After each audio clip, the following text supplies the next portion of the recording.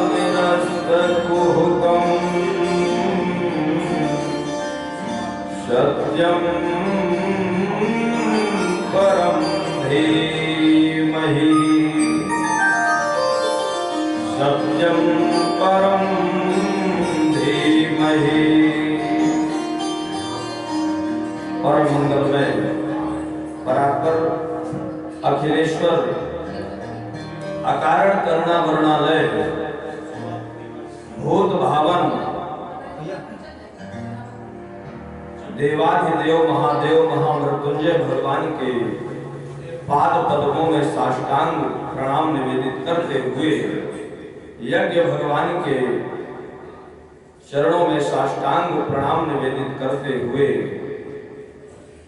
सभी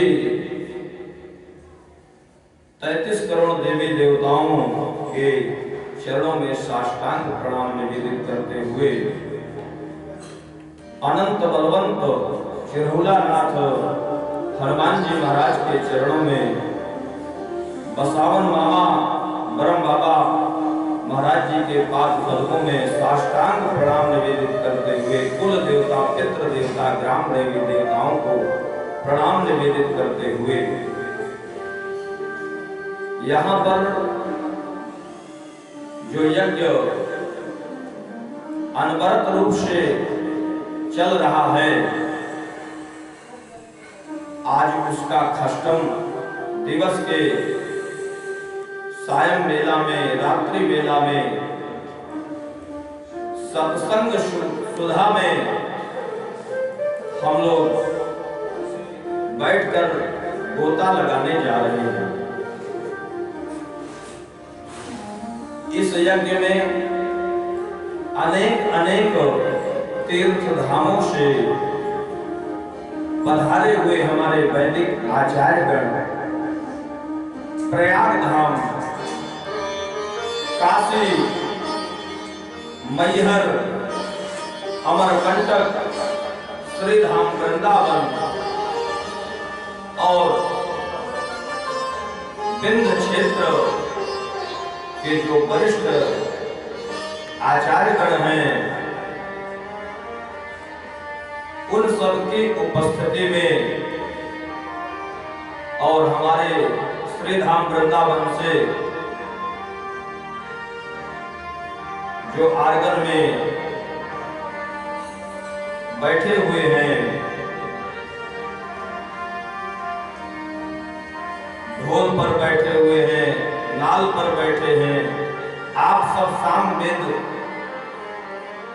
के आराधक हैं, माता भगवती सरस्वती के आराधक हैं। ऐसे हमारे आचार्य हैं।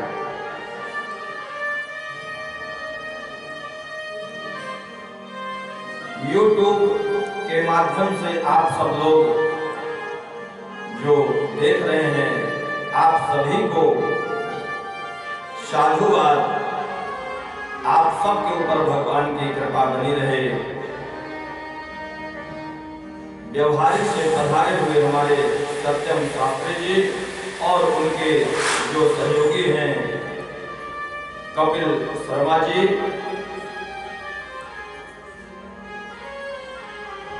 अनेक संत विद्वानों का इस यज्ञ में जो पदार्पण हुआ है, आप सभी को मैं प्रणाम निवेदित करते हुए इस यज्ञ के जो आयोजक हैं परम आदरणीय श्री रामायण प्रसाद द्विवेदी जी, आपके परम आदरणीय बड़े भाई साहब और छोटे भाई मास्टर साहब, आपके बच्चे, परिवार, धर्म पत्नी, आप सभी बहुत भगवत भक्त हैं।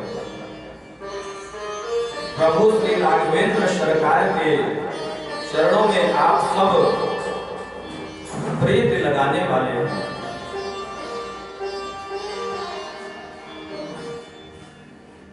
ऐसी परिवार की एकता बहुत कम देखने को मिलती है। जैसा आपका परिवार है, इतने प्रतिष्ठित, वरिष्ठ, सम्मानित और सज्जन, धर्म, पितृ, पूर्वजों के मार्ग पर चलने वाले कर्मकांडी परिवार से आप स्वयं आते हैं और आप सबकी एकता, विनम्रता, भक्ति भाव देख करके मन मुग्ध हो जाता है। और जो सामने उपस्थित आसपास से दूर दूर अंचलों से आए हुए हमारे श्रद्धालुजन हैं, आप सभी को, सभी के लिए महामृत्युंजय भगवान के चरणों में मैं प्रार्थना करता हूं कि आप सबका मंगल हो। मंगल भवन अमंगल हारी, द्रवहु दशरथ अजिर बिहारी। सभी का मंगल हो, आपके जीवन का अमंगल नष्ट हो, ऐसी कामना भावना परमात्मा के चरणों में मैं बारंबार प्रार्थना प्रणाम निवेदित करता हूं।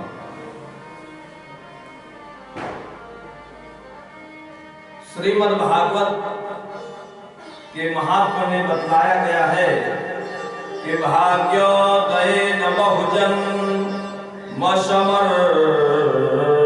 समर्जितेन सत्संगमं च लभते पुरुषो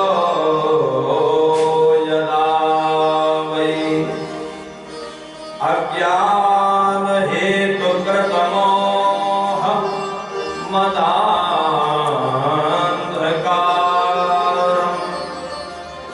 नाशं विधाय हि तदो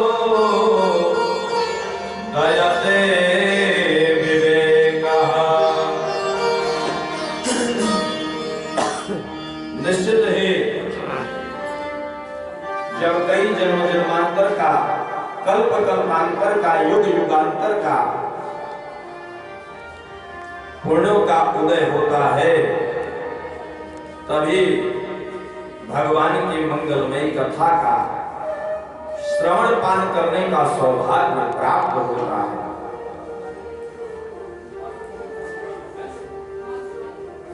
जो आनंद किसी वस्तु में नहीं है, वह लौ मात्र के सत्संग में वह आनंद प्राप्त होता है। तात स्वर्ग अपवर्ग सुख अधर्य तुलायक अंग तूलनता ही शकल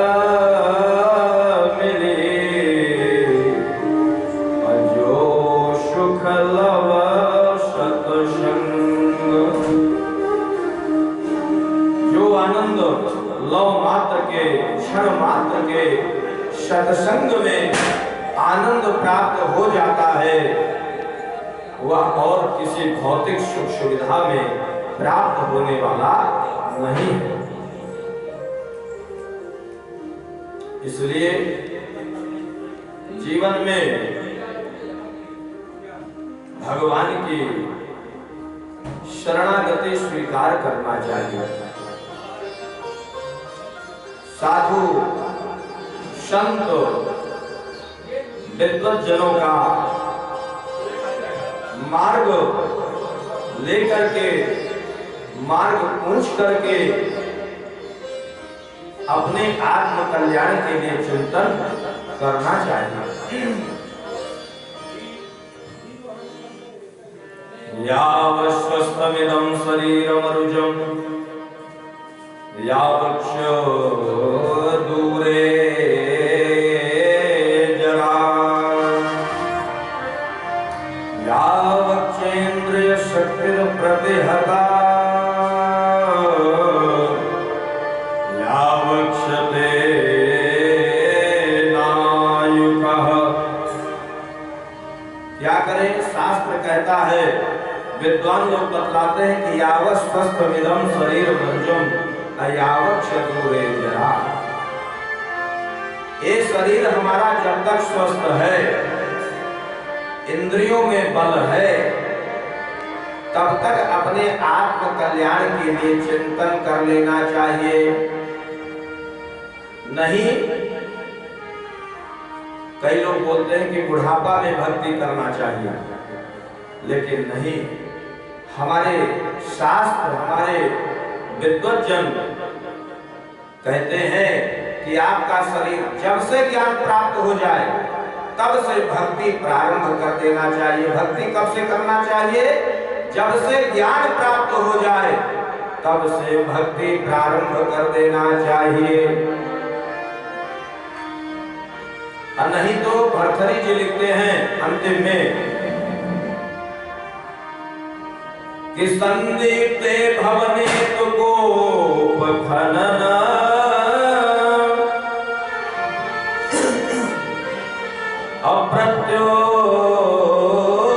अप्रत्योद्यमः कीदृशः।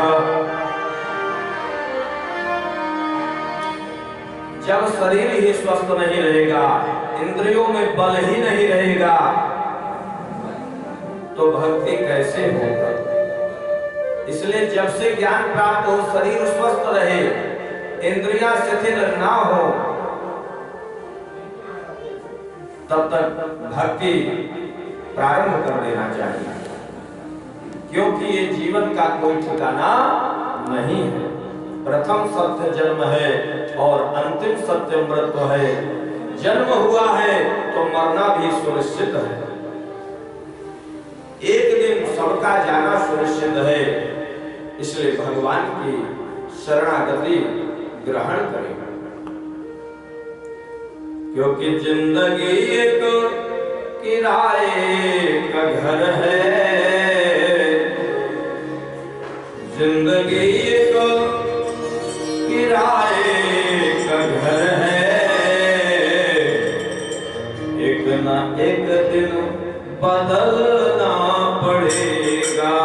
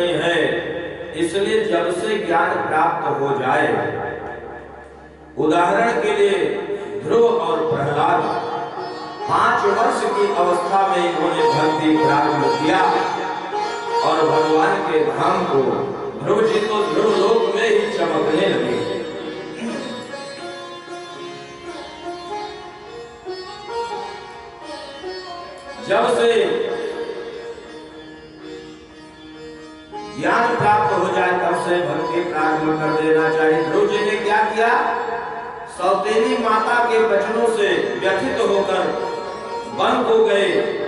नारद जी ने बुद्ध की परीक्षा लिया,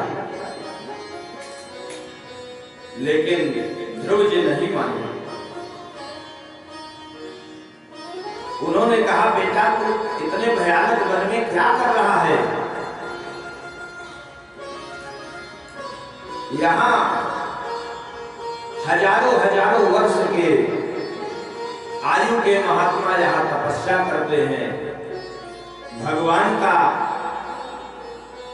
नखशिख का भी दर्शन नहीं कर पाए, और तुम क्या कर रहे हो कि हमें भगवान को पाना है, लौट जाओ। ध्रुव जी ने क्या कहा कि हे गुरुदेव, अगर आप बताना चाहते हैं तो बस आप ये बताएं कि वह परमात्मा मिलेगा कहाँ। नारद जी समझ गए कि होते जह क्षत्रियाणाम मानवम च प्रवच्यताम्। धन्य है क्षत्रिय राजकुमारों का जो तेज है। तो कान में मंत्र फूंक दिया कि जाओ, हरे राम राम राम हरे हरे, हरे कृष्ण कृष्ण कृष्ण हरे हरे।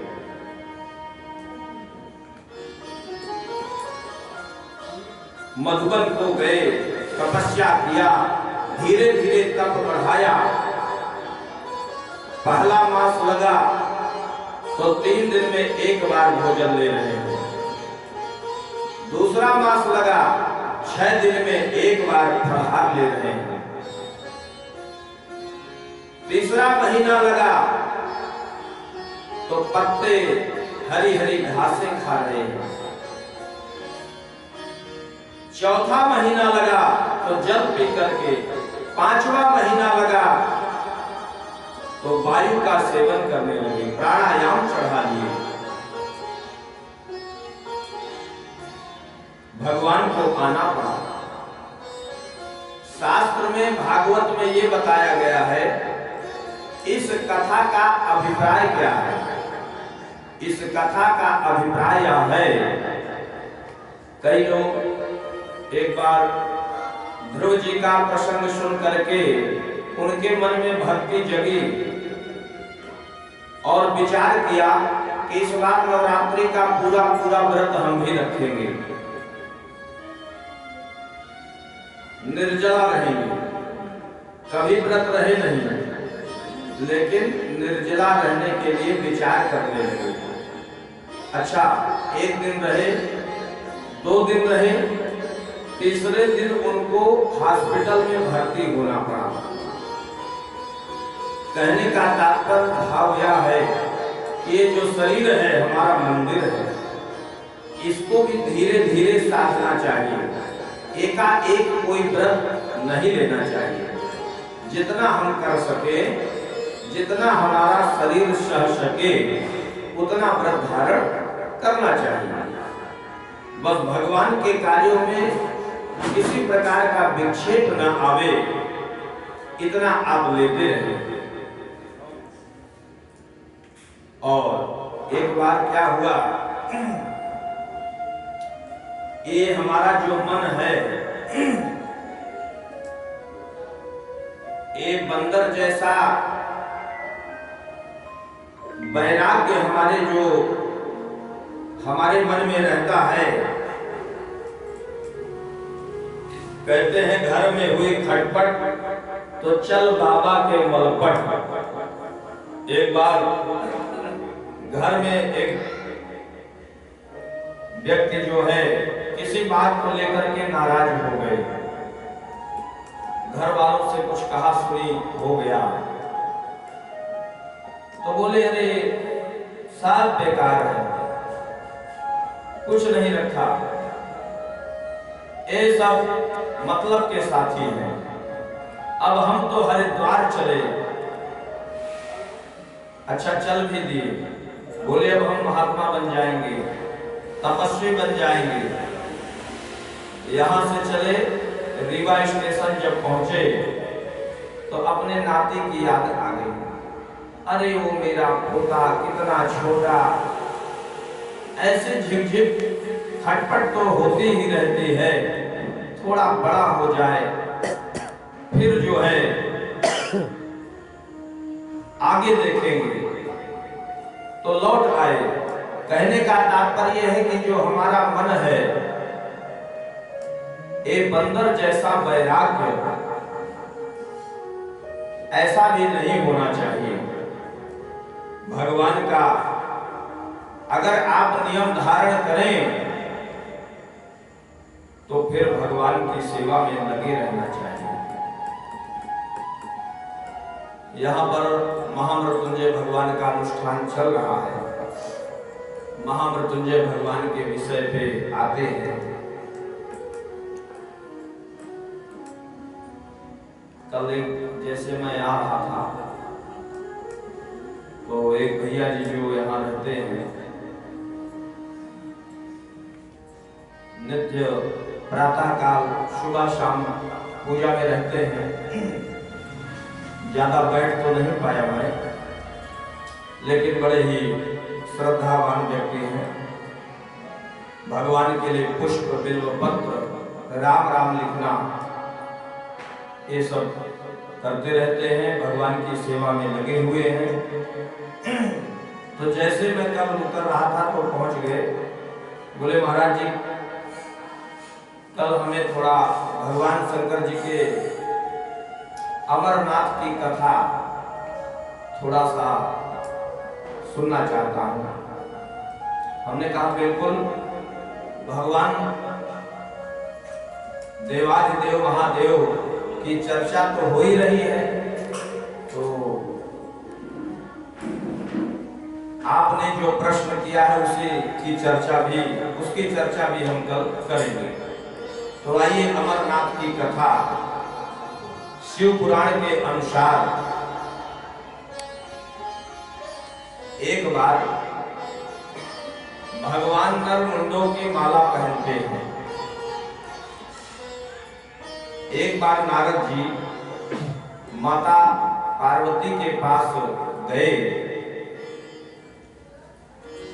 और बोले माता जी ये बात बताइए कि आप तो भोलेनाथ तो आपको बहुत, आप उनकी धर्म पत्नी हैं और भोले बाबा आपको बहुत मानते भी हैं, स्नेह रखते हैं,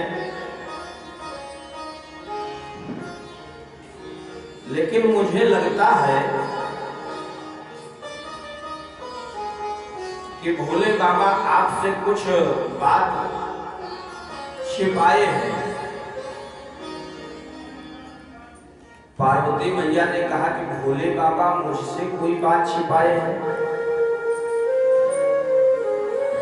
बोले हाँ। अच्छा, बोले हमसे तो कोई बात नहीं छिपाए। माता पार्वती ने नारद जी से कहा कि मुझे लगता है कि मेरे भोलेनाथ ने आज तक मुझसे कोई बात नहीं छिपाई है। नारद जी ने कहा माता ये बताओ, बताइए कि ये जो भगवान गले में नर मुंडों की माला धारण करते हैं तो ये क्यों करते हैं? इसका राज आप जानती हैं? कभी आपको भोलेनाथ ने बताया है?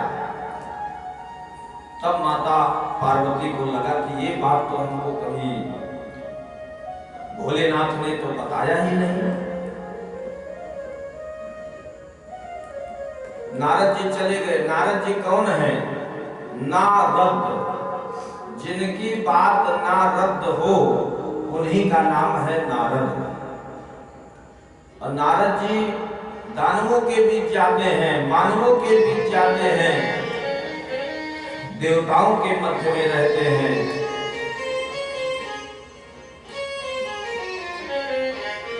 नारद जी परम संत हैं। जहां जाते हैं तो कुछ न कुछ कल्याण करके ही आते हैं। अब मोहि भाव, अब मोहि भाव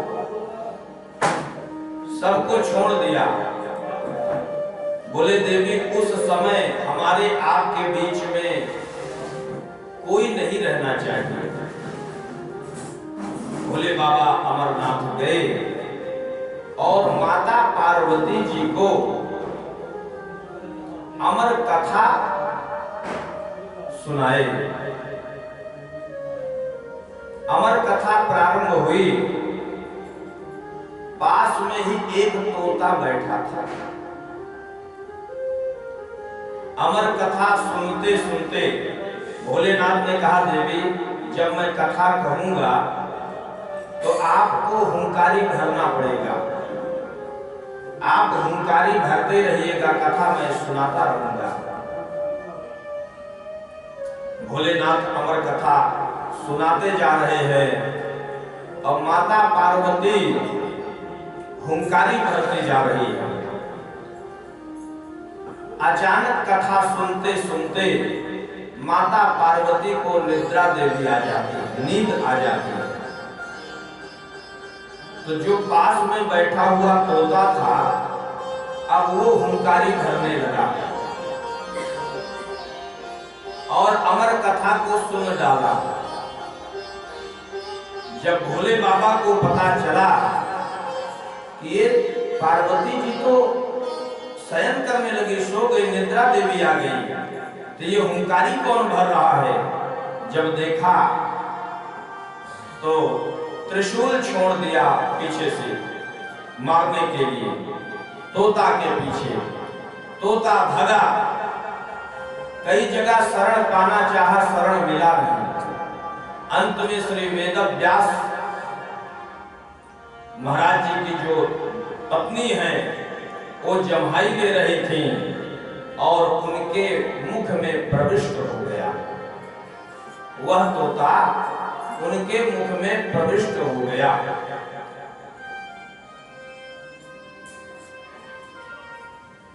अब वो वेदव्यास जी के धर्म पत्नी माता के गर्भ में प्रविष्ट हो गया और कहते फिर वहीं से वो त्रिशूल वापस आ गया, वो तोता बच गया, पुत्र के रूप में गर्भ में स्थापित हो गया। अब वो बाहर ही नहीं आ रहा था। कई बार ऋषियों ने, पिताजी ने कहा बेटा बाहर आओ, क्योंकि पुत्र रूप में परिवर्तित हो गया। व्यास जी का पुत्र बोले बेटा बाहर आओ, लेकिन वह नहीं आ रहे हैं। भगवान श्री कृष्ण स्वयं आए। क्यों? क्योंकि वो बाहर इसलिए नहीं आना चाह रहे थे कि मैं जैसे बाहर आऊंगा तो माया के बंधनों में बंध जाना पड़ेगा। माया क्या है? मां माने नहीं और या माने जो नहीं है उसी का नाम है माया। माया के बंधनों में व्यक्ति बंधा रहता है। और जब भगवान ने कहा कि भैया आपको माया में लिप्त नहीं होना पड़ेगा, आप बाहर तो आइए, भगवान के कहने पर 12 वर्ष के बाद सुखदेव भगवान का प्रादुर्भाव हुआ।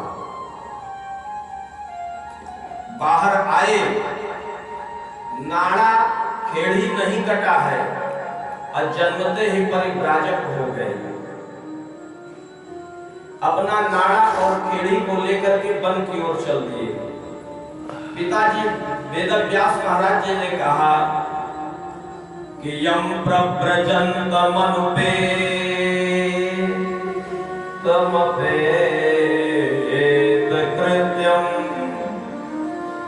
अद्वैपायनो विरह का तनया जुहाव पुत्रेति तन्मयतया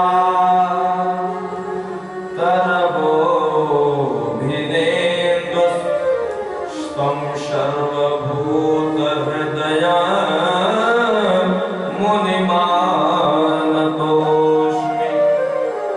हे पुत्र रुको रुको रुको। वेदव्यास जी बार बार उनके पीछे, क्योंकि वो अपना नाड़ा खेड़ी लेकर के ही चले गए, चले जा रहे हैं। पीछे पीछे वेदव्यास जी लगे हुए हैं, पुत्र रुको बेटा, पुत्र रुको। अरे ब्राह्मण के घर में तुम्हारा जन्म हुआ है, तो कम से कम ब्राह्मण का सबसे बड़ा संस्कार होता है यज्ञोपवीत। संस्कारे द्विजवरा द्विजान पूजते शंभु शंभु पूजते द्विजा। तो बेटा आपका मैं ये यज्ञोपवीत संस्कार तो कर दूं, एक दायित्व तो निभा दूं, नहीं रुक रहे हैं। बोले कौन किसका पिता और कौन किसका पुत्र आपको याद नहीं है? आप हमारे कितनी बार पुत्र पौत्र रहे, तो वो बात आपको भूल गया, स्मरण हो गया। आज मैं आपका पुत्र बना तो आपको यह बहुत याद है, नहीं रुके। आगे जा रहे थे, सरोवर था, कुछ स्त्रियां स्नान कर रही थी। सुखदेव महाराज वहां से निकल गए। स्त्रियां बिना वस्त्र के स्नान कर रही थी। वेदव्यास जी जब वहां आए, वेदव्यास जी को देखा तो वो सब अपना वस्त्र धारण करने लगे, लज्जा करने लगे। वेदव्यास जी ने कहा, देवियों ये क्या कर रही हो? एक नौजवान बालक आपके पास से निकल गया, आपने कोई लज्जा नहीं की। अब एक वृद्ध बूढ़ा व्यक्ति आपके पास से जा रहा है, आप कितनी लज्जा कर रही हैं? समझ नहीं पाया स्त्रियों का जवाब क्या था कि वो जिसको स्त्री और पुत्र का ज्ञान ही न हो, वह ऐसा विरक्त सिद्ध संत, आपको महाराज सब कुछ ज्ञान है, इसलिए हम लोग आपको लज्जा कर रहे हैं। वृक्ष भी सुखदेव में हो गए, पत्ते नदियां सब जवाब दे रहे हैं। बहुत प्रयास किया, लेकिन अंत में वेदव्यास महाराज जी को लौटना पड़ा। तभी वो श्रीमद् भागवत की कथा, वेदव्यास जी 17 पुराण की रचना किए। 18वें पुराण जब मन को उनको संतोष नहीं मिला, नारद जी ने मार्गदर्शन दिया करके सरस्वती नदी के तट पर सम्याप्रक आश्रम के तट पर श्री वेदव्यास महाराज जी ने श्रीमद् भागवत पुराण की रचना की। गणेश भगवान ने लेखन का कार्य किया, वेदव्यास महाराज जी ने उसको संग्रह किया, लिखा। 18,000 श्लोक श्रीमद् भागवत पुराण में होते हैं, 12 स्कंद होते हैं और 335 अध्याय होते हैं। इसी तरह शिव पुराण में 24,000 श्लोक होते हैं, 7 संहिताएं होती हैं। इसी तरह देवी पुराण में भी 18,000 और 12 स्कंद। तो श्री वेदव्यास महाराज जी ने राजा परीक्षित का, कलुषित प्राणियों का, महापापियों का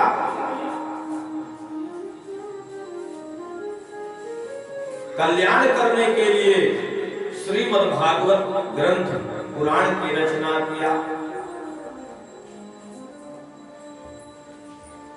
कहते हैं ये जो श्रीमद् भागवत पुराण है, जो 18,000 श्लोक है इसमें, तो अनेक अनेक शास्त्रों से, पुराणों से संग्रहित किया गया है ये श्लोक। जो मुख्य मुख्य श्लोक हैं, सबसे सार गर्भित श्लोक हैं, उन श्लोकों से बद्ध किया, संग्रहित किया। अब जैसे श्रीमद् भागवत का प्रथम श्लोक पद्म पुराण से लिया गया है, ऐसे ऐसे अनेक पुराणों से संग्रहित करके श्रीमद् भागवत की रचना किया। ग्रंथ बन करके तैयार हो गया किसको दिया जाए। 18,000 श्लोकों से सुसज्जित श्रीमद् भागवत किसको परोसा जाए। वेद व्यास जी विचार करने लगे कि ये तो परमहंसों की कथा है, तो पहले किसी परमहंस को ही प्रदान किया जाए। विचार करने लगे परमहंस कौन। अपना पुत्र ध्यान में आया कि ऐसा परमहंस अब कहां मिलेगा जो जन्मते ही परिव्राजक हो गया, नारा खेड़ी को लेकर के चला गया, लेकिन जब बार बार पहले बुलाने में नहीं आए तो अब कैसे आएगा। जो कुछ शिष्य रहते थे आश्रम में उनको समिधा बिनने के लिए भेजे, भागवत का श्लोक रटा दिया। सुखदेव भगवान गए थे, कहां भगवान का ध्यान कर रहे थे, भजन करने के लिए गए थे जंगल वन में। वेद व्यास महाराज जी के जो शिष्य थे समिधाएं बिनने गए थे। सुखदेव महाराज ध्यान कर रहे थे, समाधिस्थ हो रहे थे, समाधि में थे और ध्यान क्या कर रहे थे कि जिस परमात्मा को हम पाना चाहते हैं वह परमात्मा का हमारे स्वरूप कैसा होगा, हमारे परमात्मा का स्वरूप कैसा होगा। समाधि में ऐसा सोच रहे थे। अचानक बालकों ने एक भागवत का श्लोक गुनगुनाया कि बरहा पीडम नटवर वपुः अकर्णयोर कर्णिकारम् अविभ्रद्वासः कनककपिशम् वैजयन्तीं च रन्ध्राण वेणुरधर सुधयः पूरयन्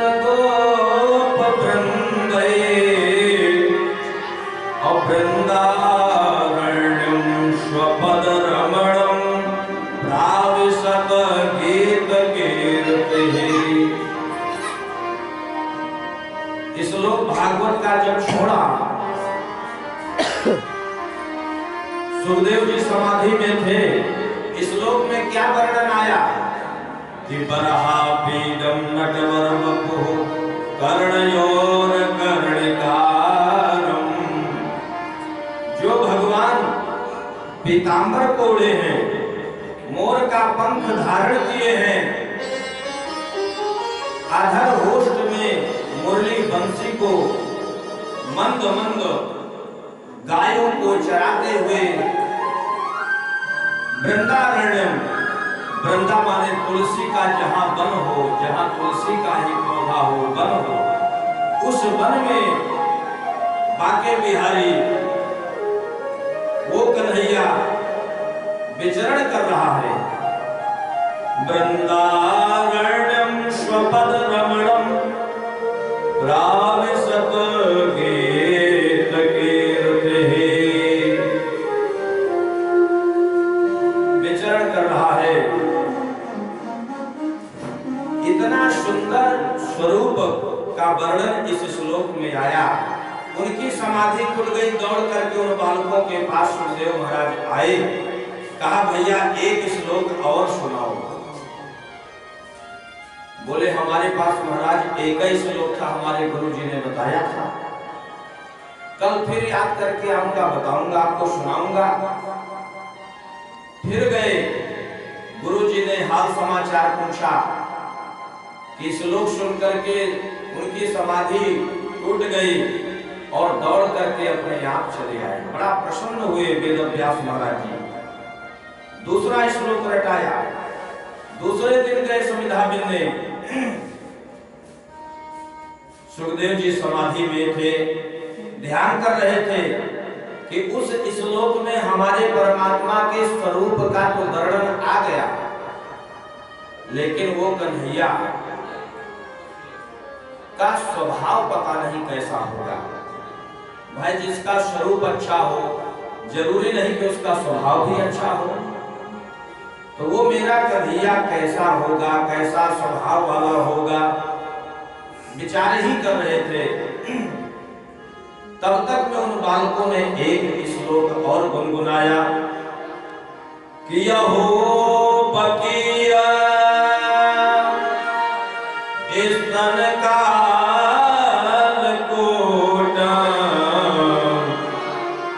अजिघांस आपाय यदव्यसाद्रि लेभिर्गतिं